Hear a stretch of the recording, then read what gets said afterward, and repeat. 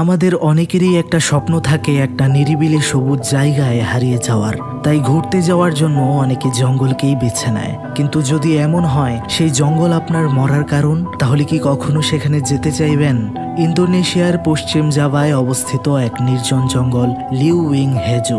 লোককথায় শোনা যায় সেখানে যাওয়া একদমই উচিত নয়, কারণ অনেকেই সেই জঙ্গলে অনেক ভয়ানক কিছুর অস্তিত্ব পেয়েছে এবং উধাও হয়ে গিয়েছে সেই জঙ্গলে অনেক মানুষ। কিন্তু এইসব কথার পাত্তা না দিয়ে কিছু স্কুল পড়ুয়া বন্ধুরা মিলে যখন সেই জঙ্গলে যায়, সেখানে তখন তারা এক অদ্ভুত বাচ্চাকে খুঁজে পায়। আর সেই বাচ্চাকে বাড়িতে নিয়ে আসার পরেই তাদের সাথে ঘটতে থাকে ভয়ানক সব ঘটনা। জীবন পুরোপুরি পাল্টে যায়। সেই জঙ্গলের ভয়ানক রহস্য নিয়েই আজকের মুভি টাবু। ঘটনার শুরুতেই আমরা একটা ছেলে আর একটা মেয়েকে দেখতে পাই, যাদের নাম হচ্ছে দিয়াজ আর কাইলা। তারা দুজন প্রেমিক আর প্রেমিকা। তারা একটা অন্ধকার গুহার মধ্যেই ছিল। দিয়াজ সবকিছু ক্যামেরার মধ্যে রেকর্ড করছিল, কিন্তু সেখানে তাদের অদ্ভুত কিছু ফিল হয়। কাইলা বলে, এখানে আমাদের বেশিক্ষণ থাকা ঠিক হবে না। তারা তখন সেখান থেকে চলে যায়। যাওয়ার সময় তাদের পেছনে আমরা দেখতে পারছিলাম একটা ছোট্ট মেয়ের অবয়বকে। এর পরের দিন আমরা দেখতে পারি তাদের হাই স্কুলে তাদেরকে, যেখানে দিয়াজ এর আগের দিন রাতে করা গুহার মধ্যে রেকর্ডিংটা তাদের বন্ধু বান্ধবীদেরকে দেখাচ্ছিল। আসলে বন্ধুরা, দিয়াজের অনেক পছন্দ ক্যামেরার মধ্যে ভুতুরে কিছু জিনিস রেকর্ড করার।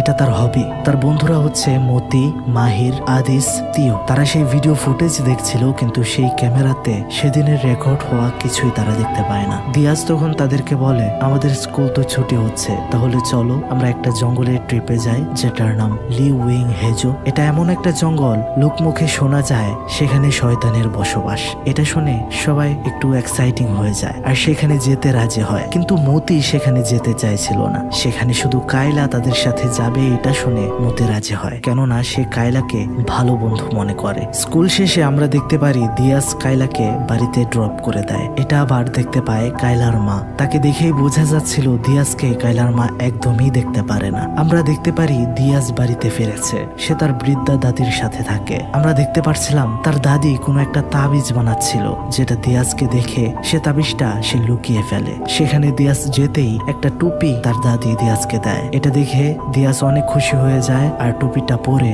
অন্য রুমে চলে যায়। তারপরেই আমরা দেখতে পারি দিয়াজের দাদি সেই তাবিজটা বের করে পরে নিচ্ছিল। হয়তো তার মধ্যে কোনো রহস্য লুকিয়ে আছে। এরপরে আমরা দেখতে পাই তারা সব বন্ধু বান্ধবীরা মিলে রাতে স্কুলের মধ্যে এক হয়, কেননা সেই জঙ্গলে কিছু দেখার জন্য অবশ্যই তাদের রাতেই যেতে হবে। যেহেতু সবাই বাড়ি থেকে না বলে বের হয়ে এসেছে, তাই কিছু জিনিসপত্র তারা স্কুল গার্ডের কাছে রেখেছিল। সেসব কিছু গার্ডের কাছ থেকে নিয়ে তারা রওনা দেবে। এমন সময় সেখানে গার্ড তাদেরকে বলে, তোমরা যেখানেই যাচ্ছ সেখানে এর আগেও অনেক মানুষ নিখোঁজ হয়েছে, তাই যেটাই করো বুঝে শুনে করতে হবে। গাড়িতে করে যাওয়ার সময় রাস্তার মধ্য দিয়ে কিছু নিয়ম বলে দিচ্ছিল বন্ধুদেরকে দিয়াজ, যে এই কাজগুলো করা যাবে না। কেউ সেখানে কোনো কসম কাটতে পারবে না, কোনো জিনিস পেলে সেটাকে উঠিয়ে নিয়ে যেতে পারবে না বা স্পর্শ করতে পারবে না। শোনা যায় এগুলো করলে নাকি ভালো ক্ষতি হয়ে যেতে পারে সবার। যাই হোক, এদিকে আমরা দেখতে পাই তারা জঙ্গলে পৌঁছাতে পৌঁছাতে তখন মধ্যরাত। তেও পেছনে চেয়ে দেখতে পারে সবাই গভীর ঘুমে আচ্ছন্ন। গাড়িটা আরো ভেতরে নিয়ে যাচ্ছিল সে। হঠাৎ করেই সে লক্ষ্য করে পাশে কিছু একটা দাঁড়িয়েছিল তার, কিন্তু আবার সেটা কিছু বুঝে ওঠার আগেই গায়েব হয়ে যায়। সামনে একটা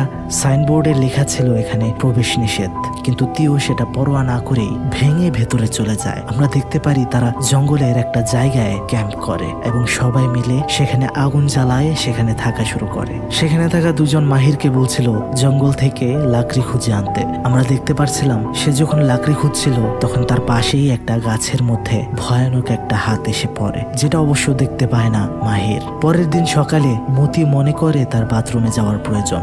সে তখন কায়লা আর আদিসকে নিয়ে ক্যাম্প থেকে একটু দূরে যায়। মতি একটু সাইডে চলে যায় বিশেষ কাজে, কিন্তু কায়লা সেখানে হঠাৎ করে কিছু একটা দেখতে পারে, যেটা ছিল ফুলের মতো। সেটা সে তুলে নেয়। ঠিক তখনই সেখানে পেছন থেকে মতি তাকে ডাক দিলে সে একটু ভয় পেয়ে যায় আর জিনিসটা তার পকেটে ঢুকিয়ে ফেলে। তারা খেয়াল করে তাদের সাথে আদিস নেই। তাকে খোঁজার জন্য তারা সামনে যেতে শুরু করে, কিন্তু তারা যেতে যেতে অন্যমনস্ক হয়ে যায়। দুজন আলাদা হয়ে যায়। কায়লা কুড়িয়ে পাওয়া সেই প্লাস্টিকের ফুলটা দেখতে দেখতে চলে যায় ভিন্ন এক জায়গায়, যেখানে ছিল একটা ঝুপড়ি ঘর আর সেখানেই বসেছিল একটা ভয়ঙ্কর বুড়ি শয়তান। কায়লার খোঁজে সেখানে মতিও চলে আসে আর আমরা দেখতে পারছিলাম সেই ভয়ঙ্কর জিনিসটা মতির মুখে নখ দিয়ে আছড় দিচ্ছিল। তারা তখন কোনো রকমে জীবন বাঁচিয়ে সেখান থেকে পালিয়ে আসে। ক্যাম্পে কোনো মতে আসতেই দিয়াজ তিও তাদেরকে ভয় পেতে দেখে জিজ্ঞেস করে, কি হয়েছে তোমাদের? কাইলা বলে, আমাদের সাথে আদিস ছিল, সে পুরোপুরি গায়েব হয়ে গিয়েছে। দিয়াজ তখন তিওকে বলতে থাকে, আচ্ছা আমরা এখানে জঙ্গলে কোথায় আছি? কাল রাতে যখন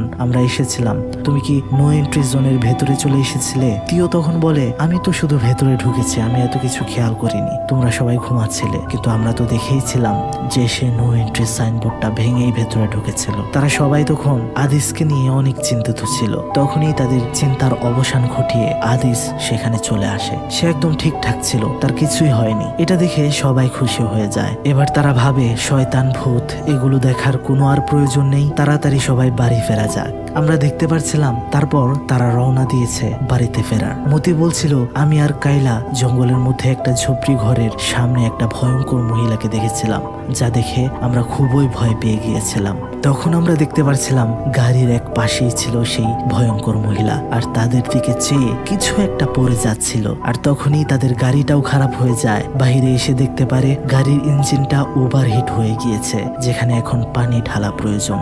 দিয়াজ তখন বলছিল পাশে একটা ওয়াটারফল থাকার কথা, যেটাকে আমরা ফেলে এসেছি। তারপর আমরা দেখতে পাই সবাই মিলে সেই ওয়াটারফলের দিকেই যাচ্ছিল, কেননা দুপুর হয়ে যাচ্ছিল, এখন তাদের গোসল করতে হবে, খেতে হবে। সেখানে যাওয়ার পর জায়গাটা তাদের অনেক পছন্দ হয়ে যায়। তারা সবাই মিলে সেখানে গোসল করতে শুরু করে। সেখানে মেয়েরা সবাই ছবি তুলছিল। তিও দেখছিল কাইলাকে আর দিয়াজকে, তারা বসে একসাথে গল্প করছে।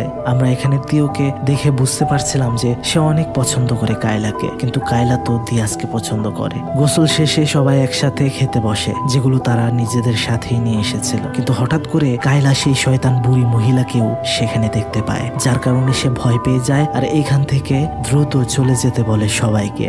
কিন্তু আমরা দেখতে পাচ্ছিলাম তারা সেখান থেকে আবারও ফিরতে ফিরতে সন্ধ্যা নামে রাত হয়ে যায়, যে কারণে খুবই প্যারেশান হয়ে যায় কায়লা। সে দিয়াজকে বারবার বলছিল এখানে বেশি দেরি করা যাবে না, যত দ্রুত সম্ভব আমাদের চলে যাওয়া উচিত, আমি এখানে ভিন্ন কিছু ফিল করেছি। দিয়াজ তখন বলছিল আরে একটু তুমি শান্ত হও, দেখো এখন পর্যন্ত আমাদের তো কোনো সমস্যা হয়নি, তাই আরো কিছুক্ষণ এখানে থাকাই যায়। আসলে বন্ধুরা, দিয়াজ এখানে বেশি থাকতে চাওয়ার কারণ হচ্ছে সে দেখতে চায় এই জঙ্গলের ভয়ানক কিছুকে, যা সে ক্যামেরায় বন্দি করতে চায়। এটাই তো তার নেশা। এদিকে তাদের গাড়িটাও ঠিক হয়ে যায়, কিন্তু তারা যখন গাড়িটা খুলতে চায় আমরা দেখতে পারছিলাম ভেতর থেকে গাড়িটা লক হয়ে গিয়েছে। তিও যখন গাড়ির ভেতরে লাইট দিয়ে দেখতে চায় তখনই আয়নার উপাশে একটা শয়তানি হাত চলে আসে, যেটা দেখে তারা খুবই ভয় পেয়ে যায় আর সেখান থেকে ভয়ে পালায়। কিন্তু আমরা দেখতে পারছিলাম দিয়াজ এগুলো দেখতে সামনে আরো এগিয়ে যায় আর সে সবকিছু রেকর্ড করতে শুরু করে। তখনই গাড়ির গ্লাসটা আপনা আপনি নেমে যায় আর ভেতর থেকে সেই শয়তানটা তাকে টেনে গাড়ির ভেতরে নিয়ে যায়। সবাই যখন খেয়াল করে তাদের সাথে দিয়াজ নেই, তখন তারা আবারও গাড়ির দিকে দৌড়ে আসে, কিন্তু এই কি, গাড়ির দরজা খোলা, সেখানে কেউ নেই। এখন তারা কি করবে কিছুতেই বুঝতে পারছিল না। কাইলা বলছিল সেই ভয়ানক মহিলাটাই দিয়াজের সাথে কিছু করেছে, তাকে আর দিয়াজকে পেতে হলে এখন তার বাড়িতে আমাদের যেতে হবে। আমরা দেখতে পারছিলাম সেই ঝুপড়ি বাড়িটা যেখানে ছিল সেখানে তারা চলে যায়, কিন্তু আজব বিষয় হচ্ছে এখানে তো কোনো বাড়ি নেই। কাইলা তখন বলছিল আরে আমি তো এখানেই এটাকে দেখেছিলাম, এটা কিভাবে এখান থেকে উধাও হলো। ঠিক তখনই তাদের সামনে একটা ছোট্ট বাচ্চা চলে আসে। তারাও অবাক হয়ে যায়, এই জঙ্গলে এত রাতে এই বাচ্চা কিভাবে আসলো। যাই হোক, তারা এত কিছু না ভেবে সেই বাচ্চাটাকে দিয়াজের ছবি দেখায় আর বলে তাকে কি কোথাও দেখেছো, কিন্তু বাচ্চাটা কিছুই বলছিল না। কাইলা তখন বুঝতে পারে ছেলেটা হয়তো কানে শোনে না, তাই সে সাইন ল্যাঙ্গুয়েজে বিষয়টা বলে যে দিয়াজকে দেখেছে কিনা। ছেলেটি তখন একদিকে ইশারা করে। তখন তারা সবাই সেই ছেলেটির পেছনে পেছনে যেতে শুরু করে, যেখানে আমরা দেখতে পাচ্ছিলাম একটা পাথরের উপরে দিয়াজের শরীরটা শূন্যে ভেসে উঠছিল বারবার। তার খুবই কষ্ট হচ্ছিল, তার ভেতর থেকে যেন কেউ তাকে ভেঙে চুরে দিচ্ছিল। সব বন্ধুরা তাকে শান্ত করার চেষ্টা করছিল, কিন্তু কোনোভাবেই কাজ হচ্ছিল না। তখন আমরা দেখতে পারি সেই বাচ্চাটা দিয়াজের সামনে গিয়ে দাঁড়ালে আশ্চর্যজনক ভাবে দিয়াজ শান্ত হয়ে যায়। তখন তারা সেখান থেকে দিয়াজকে নিয়ে গাড়িতে নিয়ে আসার চেষ্টা করছিল, কিন্তু আবারও ভেতর থেকে কোনো একটা শক্তি দিয়াজকে অশান্ত করে তুলছিল। মনে হচ্ছিল কেউ তাকে ভেতর থেকে মুড়িয়ে ফেলছে। সেই সময় বাচ্চা দিয়াজের সামনে এসে দাঁড়ালে সে আবারও শান্ত হয়ে যায়। তখন তারা সবাই বুঝতে পারে যে এই বাচ্চাই পারে দিয়াজকে শান্ত রাখতে। তাই কায়লা সবাইকে বলে এই বাচ্চাকে আমাদের সাথে নিয়ে যেতে হবে, নয়তো দিয়াজকে শান্ত রাখা যাবে না। এতে কোনো বন্ধুরা রাজি হচ্ছিল না, কেননা এই ছেলে কোথায় থেকে এসেছে আর এখানে কি বা করছে এটা কেউ জানে না। তাকে নিয়ে গিয়ে কোথায় রাখা হবে এটাও কেউ জানে না। সেখানে এই পরিস্থিতিতে কেউ বিবাদ বাড়াতে চাচ্ছিল না। তাই শেষমেশ দিয়াজের অবস্থা খারাপ দেখার পর সবাই রাজি হয়ে যায় আর তাদের সাথে গাড়িতে করে বাচ্চাকে নিয়ে আসে। মানে বিষয়টা এমন হচ্ছে যে যতক্ষণ দিয়াজের সাথে সেই বাচ্চাটা থাকে ততক্ষণ সে শান্ত থাকে বা দিয়াজের ভেতরে কোনো সমস্যা হয় না। এরপরের দিন সকাল হয়ে যায়, তারা জাকার্তা শহরে চলে এসেছে। সেখান থেকে সবাই বাড়িতে পৌঁছে যায়, কিন্তু তিও কায়লা আর দিয়াজকে তাদের বাড়ির সামনে পৌঁছে দেয়। এখন আমরা তো জানি যে সে কায়লাকে পছন্দ করে, তাই এটা করেছে, দিয়াজকে পৌঁছে দিতে না। কায়লা তখন দিয়াজকে নিয়ে বাড়িতে ঢোকার পর দিয়াজের দাদি সবকিছু জেনে যায় যে তারা সেই ভয়ানক জঙ্গলে গিয়েছিল। সেখান থেকে এই ছোট বাচ্চাটাকে তারা নিয়ে এসেছে। আমরা দেখতে পাচ্ছিলাম এই বাচ্চাটা দিয়াজের সাথেই থাকছিল। এসব দেখে দিয়াজের দাদি অনেক চিন্তিত হয়ে গিয়েছিল। কেন চিন্তিত হয়ে গিয়েছিল তা পরেই আমরা জানতে পারবো। এদিকে আমরা দেখতে পাচ্ছিলাম কায়লার কাছে তার মায়ের অনেক ফোন আসছিল, কিন্তু সে ধরছিল না। সেখান থেকে যখন তিও কায়লাকে তার বাড়িতে ড্রপ করে দেয়, তিও কায়লাকে বলছিল আমার কিন্তু সবকিছু ঠিকঠাক মনে হচ্ছে না, আমার বারবার মনে হচ্ছে সেই বাচ্চাটা আর সেই জঙ্গলে থাকা ভয়ঙ্কর মহিলাটা কেউ মানুষ না। কিন্তু আমরা দেখতে পাচ্ছিলাম কায়লা তার কথায় কোনো ধ্যানই দিচ্ছিল না। সে বাড়িতে ঢোকার পর কায়লার মা তাকে জিজ্ঞেস করে তুমি কোথায় ছিলে আর কেন ফোন ধরনি। কায়লা কিছুই বলছিল না। তাদের কথাবার্তায় বুঝছিলাম কায়লার বাবাকে নিয়ে তার মায়ের অনেক ঝামেলা কোনো এক কারণে। আসলে কায়লার বাবা সেই জঙ্গলকে নিয়েই কাজ করছিল, মানে সেই জঙ্গলকে নিয়ে একটা বই লিখছিল, আর সেই বইটা এখন পাবলিকেশনের জন্য রেডিও। কায়লা এটা শোনার পর তার বাবাকে কংগ্রেচুলেশন জানায়। তার বাবা তাদের থেকে আলাদা থাকতো। আমরা দেখতে পারি সেই মুহূর্তে কায়লার মা তার কাছে গিয়ে বলে তোমার বাবার যা যা তোমার ঘরে আছে সব বের করে দাও, আমি চাই না ওনার কোনো স্মৃতি এখানে থাকুক। কিন্তু সেটা কেন তা একটু পরেই জানা যাবে বন্ধুরা। এদিকে আমরা দেখতে পারি দিয়াজের দাদি খাবার বেড়ে দিয়াজকে যখন ডাকছিল তখন আপনা আপনি খাবারের টেবিলটা নড়ে উঠে। মনে হচ্ছিল এখানে যখন ভূমিকম্প হয়েছে। দাদি খুবই ভয় পেয়ে যায়। দাদি বুঝতে পারে হয়তো কোনো সমস্যার ইঙ্গিত এটা। সে চলে যায় দিয়াজের রুমে। তখনই সে দেখতে পারে দিয়াজ রহস্যজনক ভাবে শুয়ে আছে ছাদের দিকে চেয়ে, আর তার মাথার কাছেই দাঁড়িয়েছিল সেই বাচ্চাটা। কিন্তু সেই বাচ্চাটা তখন দাদির দিকে চাইতেই আমরা দেখতে পারি তার চোখগুলো কোনো স্বাভাবিক মানুষের মতো না, যা ছিল একদম সাদা বর্ণের। এটা দেখে দিয়াজের দাদি অনেক ভয় পেয়ে যায়। আর আমরা দেখতে পারছিলাম নিজের নাতির সুরক্ষার জন্য তার দাদি একটা কবিরাজের কাছে যায়। কবিরাজ বলে জঙ্গলের শয়তান অনেকদিন ধরে অপেক্ষা করছিল এখানে আসার, আর তাদের জঙ্গলে যাওয়ার কারণে সেই রাস্তা শয়তান পেয়ে গিয়েছে, যাতে অনেক ক্ষয়ক্ষতি হবে। এটা শুনে দিয়াজের দাদি আরো ভয় পেয়ে যায়। এর পরের দিন আমরা দেখতে পাই সবাই স্কুলে এসেছে। কায়লা সেই বাচ্চাকে নিয়ে এসেছে তাদের স্কুলে। এটা দেখে বাকিরা খুবই বিরক্ত হয়ে যায়। আসলে বাচ্চাটার যাওয়ার আর কোনো জায়গা ছিল না, তাই কায়লা তার সাথে নিয়েছে। এটা বাকিরা শুনে কিন্তু বিষয়টা বিরক্তের সাথে অ্যাভয়েড করে। কায়লা বাচ্চাটাকে নিয়ে ক্যান্টিনের ওনার একটা মহিলার কাছে দেয় আর স্কুল ছুটি হওয়া পর্যন্ত রাখতে বলে। সেই বাচ্চাটাকে সে পরিচয় দেয় দিয়াজের ছোট ভাই বলে। দুপুরে লাঞ্চের সময় যখন সবাই লাঞ্চ করছিল, ক্যান্টিনের মহিলার সামনেই হঠাৎ করে কাচের গ্লাসটা সেখানে ভেঙে যায়। অদ্ভুতভাবে সে দেখে পেছনে বসে রয়েছে সেই বাচ্চাটা, অন্যদিকে ফিরে রয়েছে, কিন্তু সেখানে আয়নাতে তাকে দেখাই যাচ্ছিল না। সেই মহিলাটা তখন বাচ্চাটার কাছে যায়, তাকে ডাকে। যেই সেই বাচ্চাটা তার দিকে ফেরে, আমরা দেখতে পারছিলাম বাচ্চাটা মরা ইঁদুর খাচ্ছিল। চোখগুলো ছিল খুব ভয়ানক দেখতে।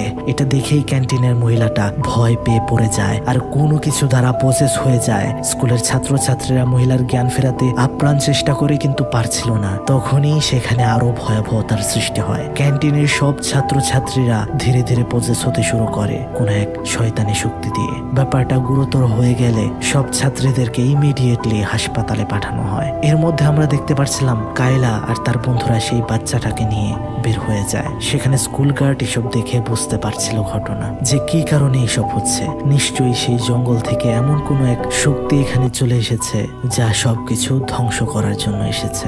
আমরা দেখতে পাচ্ছিলাম তারা বন্ধুরা বাচ্চাটাকে গাড়িতে বসিয়ে প্ল্যানিং করছিল যে আমরা যেখান থেকে তাকে পেয়েছি সেখানেই ছেড়ে আসা উচিত। কিন্তু সেখানে মাত্র 4 জন রাজি ছিল সেই কথাতে। কিন্তু কায়লা দিয়াজ এতে রাজি ছিল না। মাহির বলছিল, তোমাদের যদি এতই চিন্তা থাকে এই বাচ্চাকে নিয়ে, তাহলে পুলিশ স্টেশনে গিয়ে রেখে এসো। আমরা দেখতে পাচ্ছিলাম এই সব কথাগুলোই শুনতে পাচ্ছিল বাচ্চাটা, যে কথাগুলো তার মোটেও ভালো লাগছিল না। সন্ধ্যার সময় যখন মাহির এটিএম থেকে টাকা তুলতে যায়, তখন তার পেছনে সেই বাচ্চাকে আমরা দেখতে পাই। মাহির পেছনে চাইলেও সেটা আবার গায়েব হয়ে যায়। তখন সে দেখতে পারে তার সামনে দিয়েই দিয়াজ কোথাও যাচ্ছে। দিয়াজ তখন একটা বিল্ডিং এ উঠে পড়ে, তার পেছনে পেছনে মাহির যায়। দিয়াজ সেই বিল্ডিং এর ছাদে ওঠে। মাহির সেখানে গিয়ে দেখতে পারে সেখানে কিছুই নেই, কিন্তু তখনই তার পেছন থেকে পজেস হওয়া দিয়াজ চলে আসে আর তাকে ধাক্কা দিয়ে সেখান থেকে ফেলে দেয়, আর সেখানেই মাহির শেষ হয়ে যায়। আমরা বুঝতে পারি সেই বাচ্চাটি এটা করেছে, কারণ মাহির চাইছিল এই বাচ্চাটাকে যেন আবার জঙ্গলে রেখে আসা হয়। তারা বন্ধু বান্ধবীরা অনেক কষ্ট পায় মাহিরের মৃত্যুতে। মতি মাহিরের মরার কারণ হিসেবে কায়লাকে আর দিয়াজকে দায়ী করে, কেননা তারা এই বাচ্চাটাকে এখানে এনেছে। তারা বলছিল, এখনো যদি তোমরা এই বাচ্চাকে পুলিশে না দিয়ে আসো, তাহলে আমরা নিজেরা সবাইকে সবকিছু বলতে বাধ্য হব। এদিকে আমরা দেখতে পাচ্ছিলাম দিয়াজের দাদি চুপি চুপি সেই ছেলেকে দেখছিল, যেটা একটা জায়গায় দাঁড়িয়ে কিছু মন্ত্র পড়ে যাচ্ছিল। আসলে বন্ধুরা, এই বাচ্চাটা এখানে যতদিন থাকবে ততদিন দুর্ঘটনা ঘটতেই থাকবে। আমরা দেখতে পাচ্ছিলাম আদিস গাড়ি করে যখন বাসায় যাচ্ছিল, তখন সে কলে তিউকে বলছিল এই বাচ্চাটা এখানে থাকা সবার জন্য বিপদ।